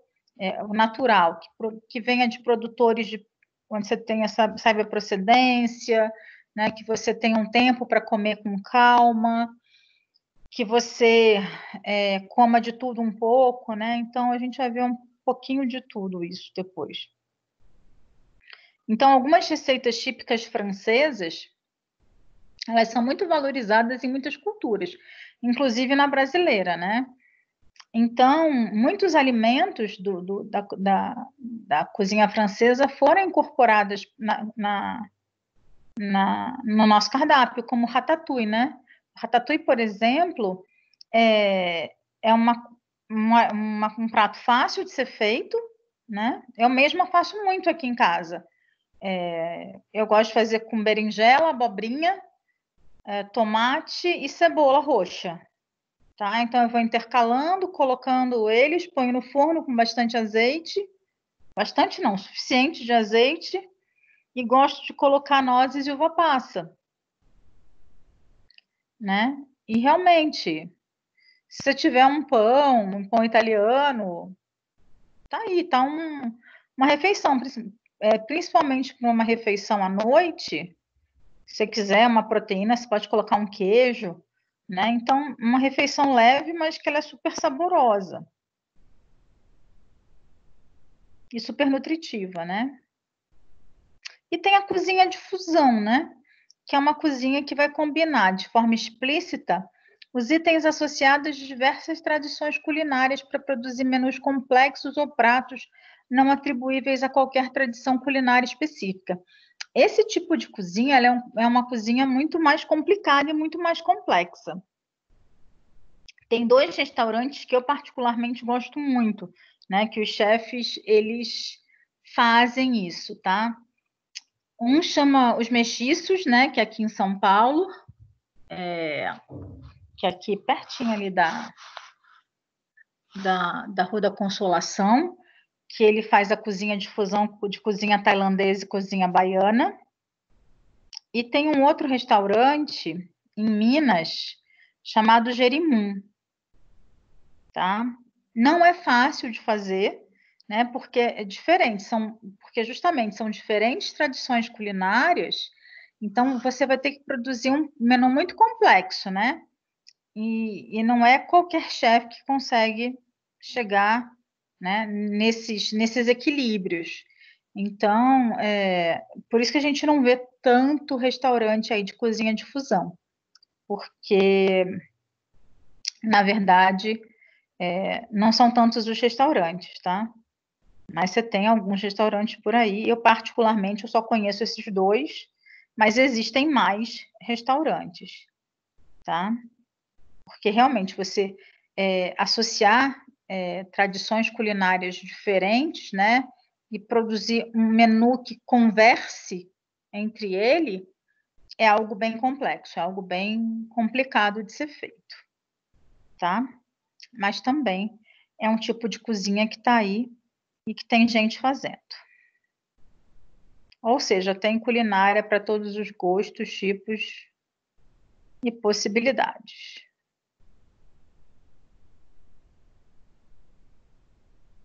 Certo, gente?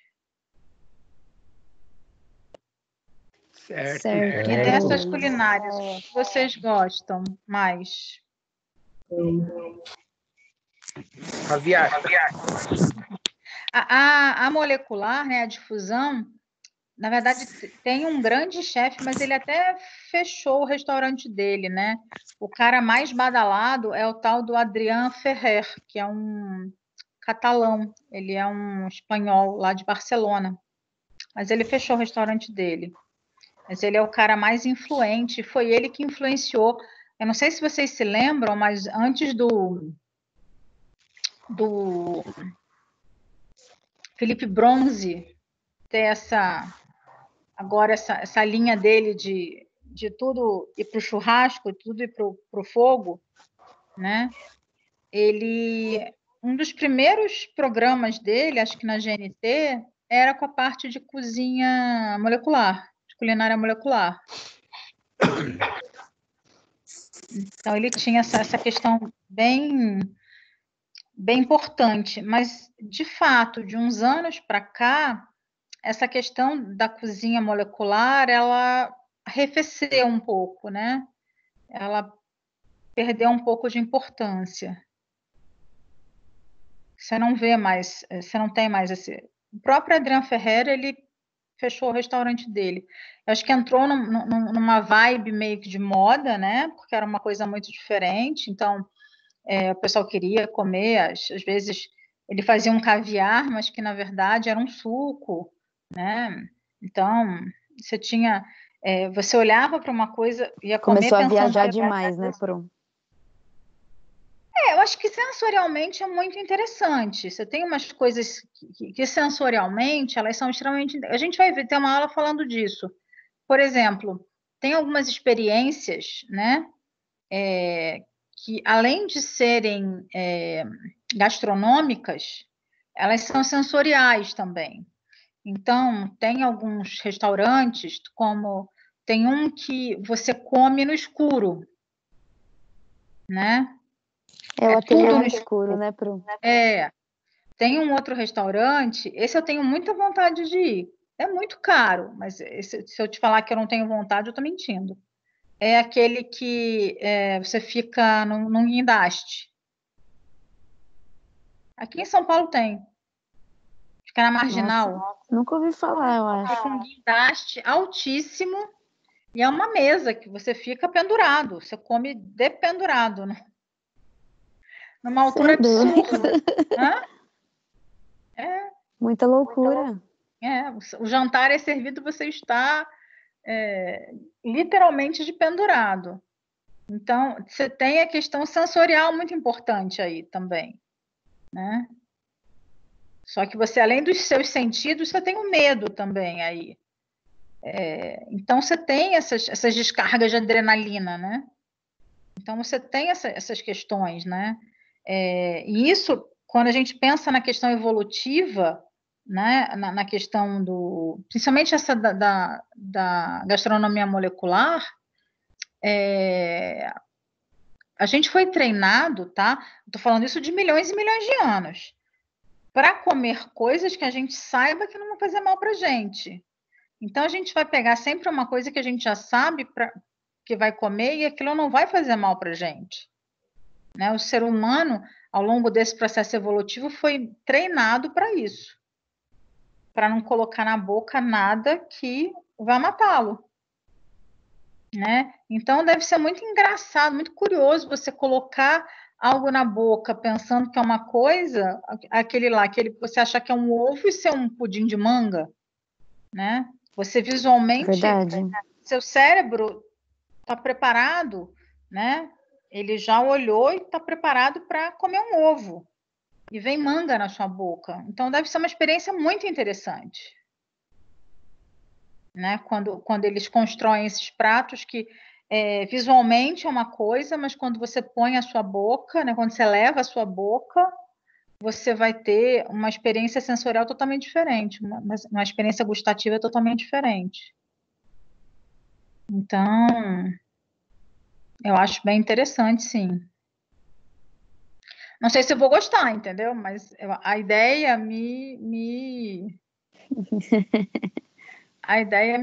assim, eu gosto da ideia. Eu acho a ideia bem bacana. por isso, por essa questão de te desafiar como pessoa, né? Como indivíduo mesmo. Mas é o que eu falei para vocês, eu sou o tipo de pessoa que eu não tenho problemas em experimentar. Tem pessoas que têm sérios problemas em experimentar o novo. Principalmente comida, né?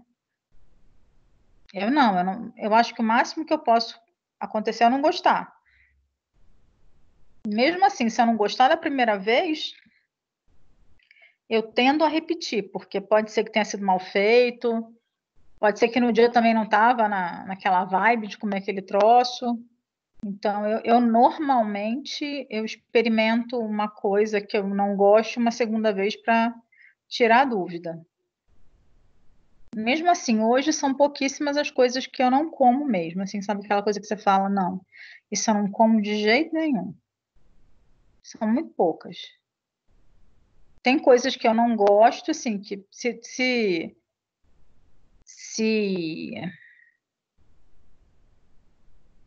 eu puder, eu não como, porque não curto, mas assim, se é aquilo que tem para comer, eu como, não tem também, não tem problema. Por exemplo, cenoura. Cenoura não é uma coisa que eu adore. Também não desgosto, assim. Se tiver cenoura para comer, eu como. Mas não é aquela coisa, oh, cenoura, não é como quiabo. Quando eu vejo quiabo, até meu De olho brilha. fome eu não morro, né, Pro? Sim, exatamente. Aí se eu tiver assim, cenoura e quiabo eu vou pegar sem pensar duas vezes, entendeu? Tem gente que não suporta quiabo, né? E adora cenoura. Uma coisa que muita gente detesta de legume, que eu adoro, nabo. Nabo cru, nabo cozido. E já tem algumas coisas, tipo a cenoura, que é mais ou menos todo mundo gosta, né? O adocicado da cenoura já não. Agora, uma salada que eu comia muito em Campinas, num restaurante em Campinas, que eu frequentava muito, que eu gostava muito, é doce. Essa é uma salada doce, tá? Mas ela é deliciosa.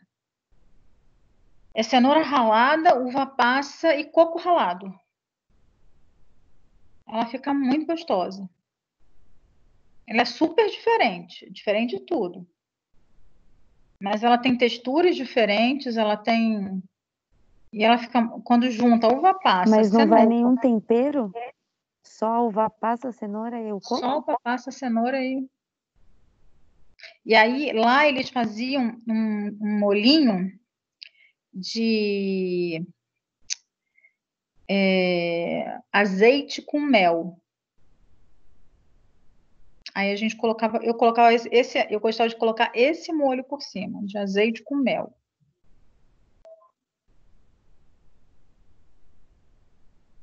Que eu gostava de comê-la doce mesmo. Eu acho que eu já falei para vocês desse restaurante. É um restaurante que eu acho que ainda existe lá em Campinas. Pela última vez que eu falei com uns amigos de lá, eles disseram que ainda tinha. Você pagava um preço fixo, eu nem lembro quanto que era, mas devia ser algo tipo R$ 50 hoje. E aí você tinha um buffet de salada gigantesco, à vontade. Aí tinha sempre uma sopa, também, tudo à vontade, arroz, feijão, uma massa e uma carne. E além disso, tinha salada de fruta de sobremesa. E aí eles faziam muitos molhos diferentes, assim, tipo uns 10 molhos diferentes. Salgados, né, para as saladas. E para a salada de fruta, eles faziam também uns 6, 7 molhos doces. Aí tinha molho de morango, molho de maracujá, molho de amendoim, molho de kiwi, um monte de molhinho para você colocar em cima da salada de fruta. Era um restaurante que eu gostava muito de ir. Pelo menos uma vez por mês eu ia lá. Mas assim, eu saí de Campinas em 2001. Então tem muito tempo isso já. Tem um bom tempo. Assim, acho que até hoje eu nunca achei um lugar para comer salada, que a gente ia lá para comer salada, assim, nem pegava arroz e feijão, pegava um pedaço de proteína, de carne, né? Eu ia lá para comer as saladas. O ponto alto deles eram as saladas que eram as Professora, você conhece o estrelas. quitanda? Oh, desculpa, o torta no quintal? Não. Então, eles são tipo um restaurante e eles vendem saladas também. E essas saladas tem mirtilo, alface, repolho, Deve ser bom. cenoura, queijo, parmesão ralado, amora também vem. E o engraçado é que eles têm uns salgadinhos que são feitos de legumes. Então, tipo, é uma cenoura que parece um salgadinho mesmo, que você coloca. Então, você tem esse sensorial do crocante com a salada que é fresca, né? Então, é bem interessante. É bem legal. Super indico. Depois me dá um endereço que eu vou, depois que acabar tudo isso, eu vou. Sim. Eu vou te passar o nome depois. Eu particular, o pessoal dá risada de mim, né? Mas nessas casas que vendem grãos e tal, eles vendem normalmente os legumes assados. Já comeram isso? Normalmente vem vagem, abóbora, beterraba. Do mesmo modo que você tem as batatas chips, eles fazem os chips Isso, de desse legumes. jeito mesmo também que eles vendem Tem lá. a cenoura, tem vários leguminhos chips. E eles vendem por grama, né? Você compra 100 gramas, 200 gramas e tal. Eu sou mestra em comprar isso para ter de... Às vezes você quer o croque-croque, né? E você quer uma coisa mais saudável no dia a dia. É uma E coisa que salva. interessante é que tem o sabor, né, da Super. cenoura, da batata, ou como você falou, da vagem, é muito legal. Você parece estar O que eu mais comendo ela. gosto é a vagem. Por mim, podia vir só vagem.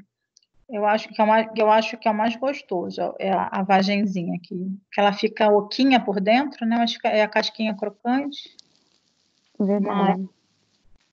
Mas assim, até esses dias, né? Eu estava até conversando com o pessoal, todo mundo reclamando que engordou na quarentena. Vocês engordaram na quarentena? Eu acho que eu emagreci, viu, Pro? Eu mantive meu Engordar, peso. não engordei, Nossa. não. Comendo e dormindo só. Que eu falei, eu não engordei, Na- eu emagreci até. Nessa minha quarentena aqui, eu estou trabalhando dobrada, com 2 crias em casa, tenho que ficar fazendo um monte de coisa. E, ai, não, eu não engordei, não. Acho que quem menos come nessa casa aqui sou eu. Eu só faço, agora comer que é bom, ai, ai. Porque assim, eu brinco, eu aqui, eu sozinha na minha casa, eu emagreci 2 quilos. Mas por quê? Porque, vamos supor, quando eu vou dar aula, eu sou viciada, eu admito. Eu adoro aquele chai latte da Starbucks, sabe? Então, todo dia que eu chego para dar aula, eu passo e pego um chai latte, né? Só que assim, tem açúcar, tem leite naquele troço. Então, 3 vezes por semana eu passo e pego aquele negócio, olha só. Agora, aí, quando eu chego em casa, eu não como. Eu acabo comendo alguma coisa no shopping, que vai acabar sendo um pão de queijo, vai acabar sendo um salgado. Então, aqui eu estou comendo o quê? Em casa. Então, você acaba... Nessa que engorda. Você comer uma comidinha de verdade, você não engorda tanto. Agora, comendo essas porcariazinhas na rua, que engorda, né? Eu acabo comendo o que eu faço de comida, uma sopa, sei lá, que seja uma massa até, mas uma massa mais simples, né?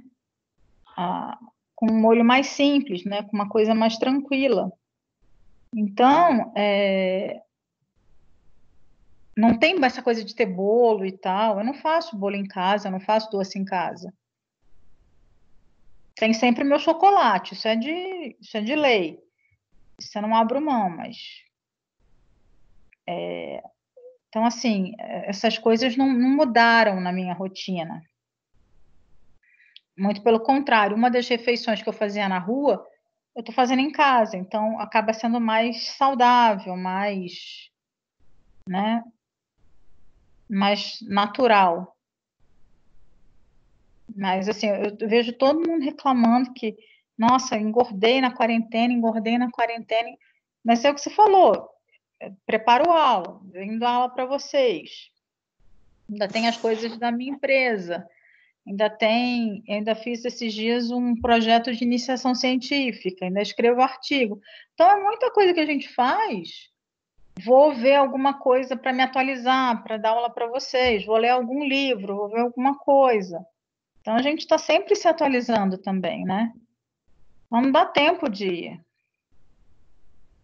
pirar. Agora, se eu tivesse no Rio com a minha mãe, eu tinha engordado uns 5 quilos fácil. Facinho.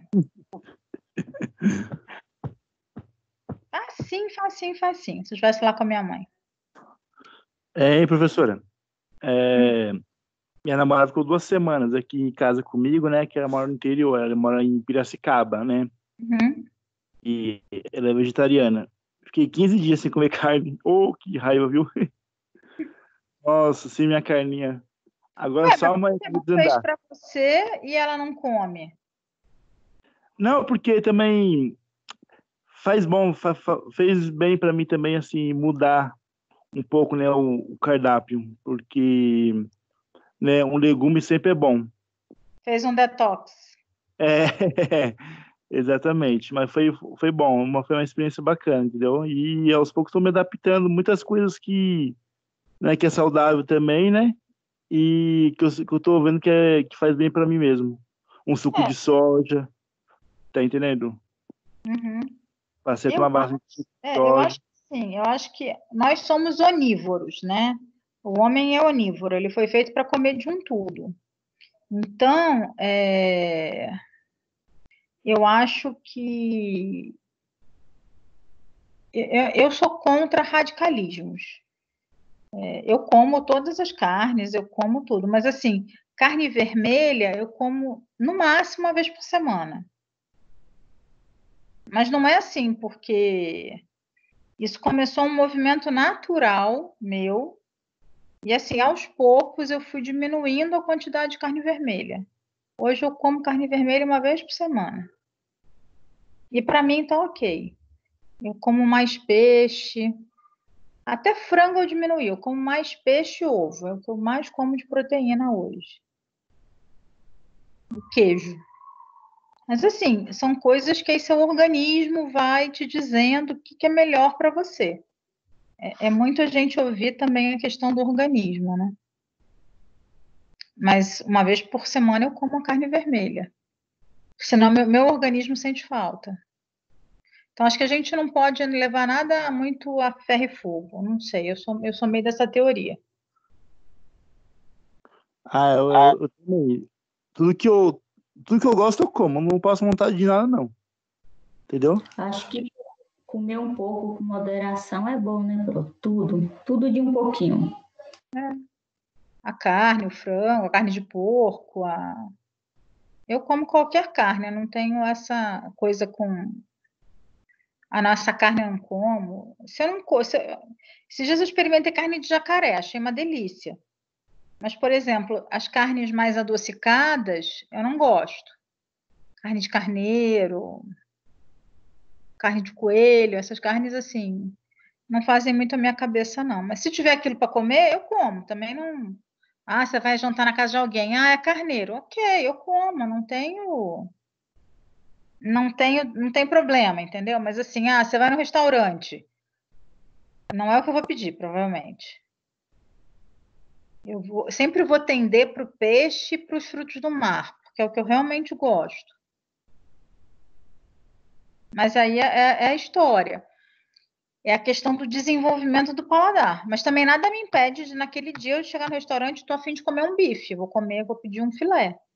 Entendeu? Eu acho que é muito. Você realmente saber dosar todos os alimentos, porque todos vão ter proteínas, aminoácidos, elementos que são importantes para o nosso organismo.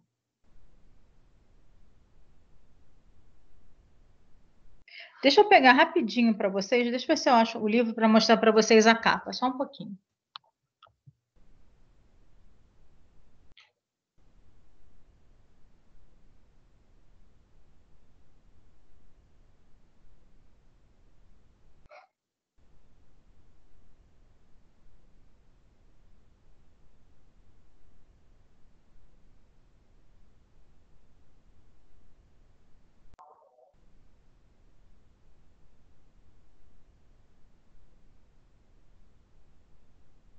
Josi,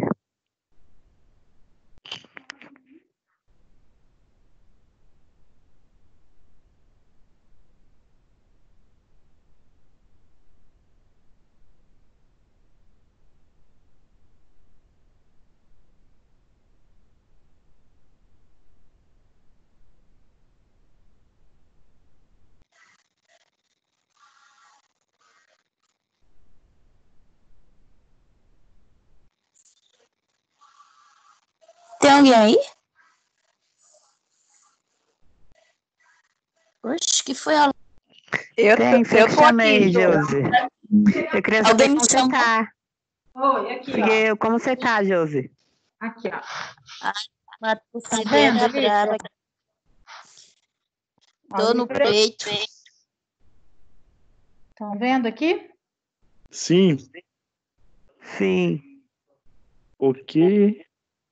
Que Einstein disse a seu Tô vendo, presidente. não. Ah, agora sim, deixa eu ver. Sim. Aquele antigo. Eu demorei para achar, porque, olha, até o tombo dele, tá vendo? A lateral tá até desbotadinha, tadinho. Ó, tá vendo?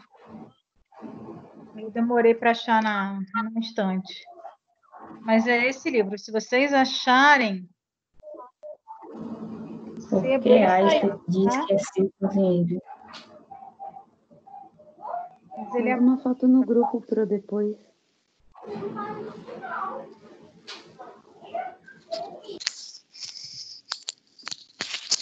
Pronto. Se vocês acharem esse livro, eu sugiro que vocês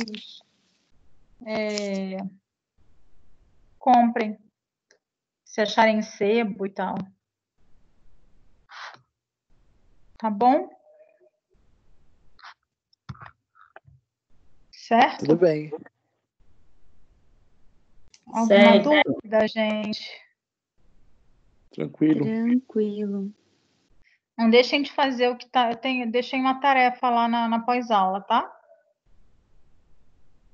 Ô, professora, Pronto. Oi, fale.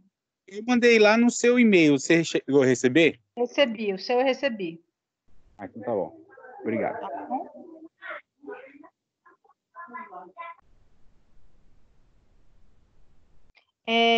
Assim que meu computador voltar, porque hoje o rapaz vem buscar, né? Assim que ele voltar, eu vou fazer uma lista de quem eu recebi o material, de quem eu não recebi, e aí eu mando para vocês, quem está faltando o material, tá? De quem tá me devendo resposta das questões. Beleza, Pro. Tá bom? Tava com saudade de vocês. Que fofa. Tá bom, gente? Se cuidem aí, viu? Nada de ficar zanzando na rua. Tá? E a gente vai se falando. Na sexta que vem a gente se fala de novo. Tudo bem. Tá? E Beleza, qualquer dúvida, vocês me avisem pelo WhatsApp. Tá bom.